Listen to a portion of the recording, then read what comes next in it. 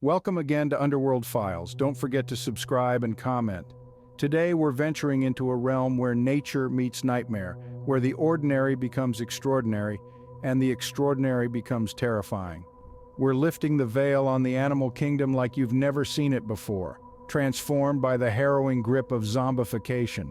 From the depths of the ocean to the heights of the skies, no creature is safe from this chilling phenomenon. Prepare yourselves as we delve into the world of the undead in the most unexpected of places. Imagine walking through a forest and coming across a deer. But this is no ordinary deer. Welcome to the eerie reality of the zombie deer disease, a peculiar and somewhat terrifying phenomenon that has been sweeping across the United States. This is not your typical outbreak, nor is it something out of a Hollywood horror movie. No, this is all too real. The zombie deer disease, otherwise known as chronic wasting disease or CWD, presents itself in a rather horrifying manner. Deer afflicted by this disease exhibit symptoms that would give even the bravest among us pause. Their bodies start to waste away, they drool excessively, their heads hang low, and their behavior becomes erratic. It's as if they've lost all control, all semblance of the graceful creatures they once were. Now you might be wondering, what exactly causes this chilling disease? The culprit is a type of protein called a prion. These misfolded proteins can infect the brain and nervous system of the deer, leading to the terrifying symptoms we've just described. But it doesn't stop there. What's truly unsettling about this disease is how it spreads. CWD is not transmitted through a bite or a scratch like in those zombie movies we all love. Instead, it spreads through bodily fluids and even through the environment. A deer can contract the disease by coming into contact with the bodily fluids of an infected deer or by consuming grass or water contaminated with these fluids. And it's not just a handful of deer here and there. This disease has been spreading at an alarming rate. Since the first case was reported in Colorado in the late 60s, it has infiltrated deer populations in 24 states across the U.S. Yet despite its rapid spread and its horrifying symptoms, there's a certain mystery that surrounds this disease. We're still learning about it, still trying to fully understand its implications, not just for the deer, but for all of us.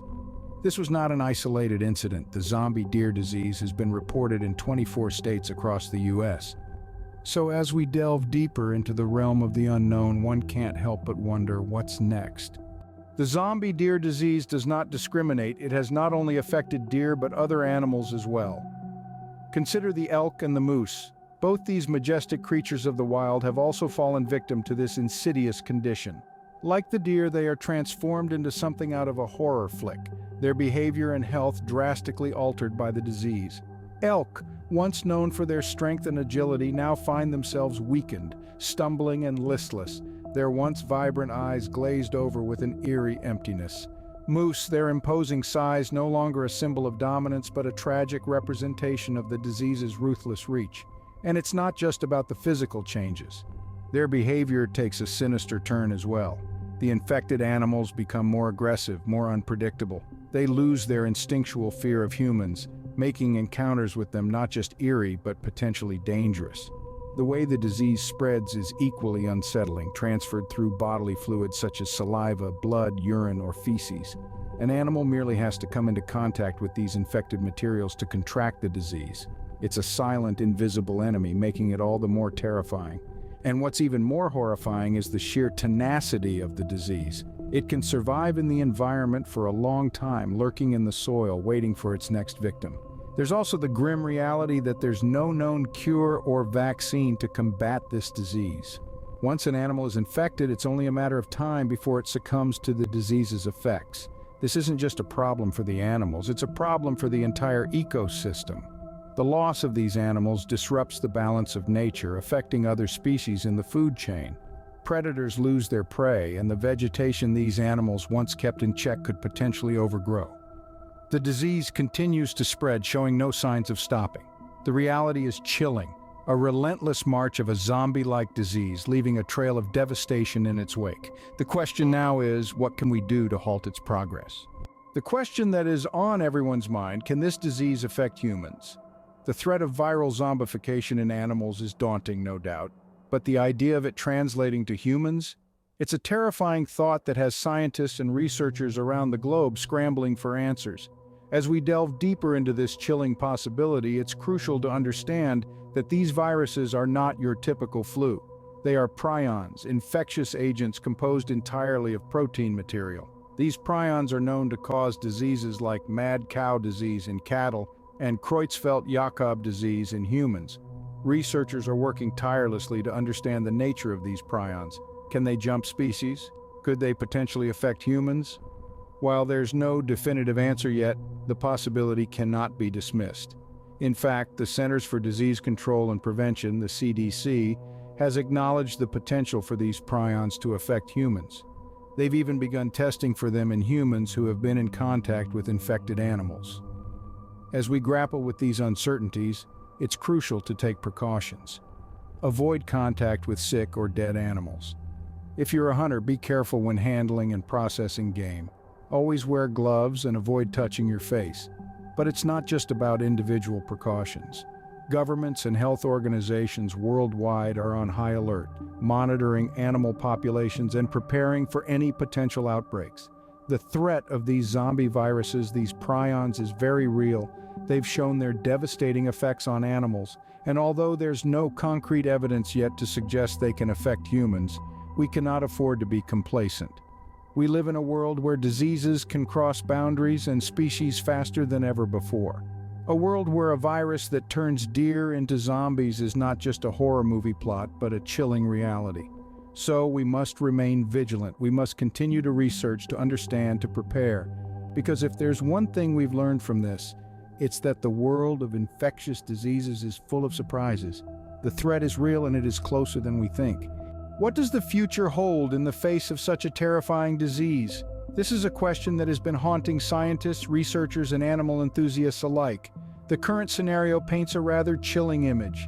As the virus continues to spread across various species, we are witnessing a shift in the natural order.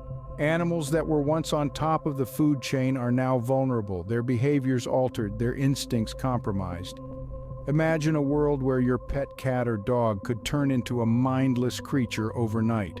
A world where the deer grazing peacefully in your backyard could become a potential threat. This is the reality we are inching towards. However, it's not all doom and gloom. Scientists are working round the clock to understand the virus better, to comprehend its origins, its effects, its patterns. With every discovery, we get one step closer to finding a solution, a cure perhaps. Quarantine zones have been set up in areas with high infection rates, and strict monitoring is being done to prevent the disease from spreading further. As the saying goes, knowledge is power. The more we understand about this disease, the better equipped we will be to fight it. Moreover, this crisis calls for a re-evaluation of our relationship with nature. It's a stark reminder of the interconnectedness of all living beings. The health of our wildlife is directly linked to our own well-being. We need to respect this delicate balance, for our survival depends on it. The future may seem bleak, but hope lies in understanding and combating the disease. It's a race against time, and we're all in it together. The stakes are high, but so is our determination. As we continue to unravel the mysteries of this virus, we are not just fighting for the survival of our wildlife, but our own species as well. The future may seem bleak, but hope lies in understanding and combating the disease. The world of the undead is not just confined to our screens. We've journeyed together through the eerie reality of zombie animals, from the unsettling case of the zombie deer in the United States to the potential threat to other species. We've seen that this isn't just a horror movie plot, but a chilling reality that's unfolding right before our eyes. A reality that could potentially threaten us humans as well. We've explored the implications of these phenomena, the ripple effects they could have on our ecosystems, our food chains, and ultimately our very existence. We've pondered the future, a future that seems to be teetering on the brink of a dystopian narrative. But this isn't about fear-mongering, it's about awareness. It's about understanding that the more we know, the better equipped we are to face these challenges head-on. This is a call to action. It's a call to scientists, researchers, and every individual out there. We need more research, more understanding, and more solutions to tackle this alarming situation. It's about pushing the boundaries of our knowledge and seeking answers to questions that could potentially define our survival. If you're enjoying the video, don't forget to subscribe and comment. Stay informed, stay vigilant, and join us again on Underworld Files. This is where we explore the unexplored, delve into the unknown, and bring you the most chilling realities of our world.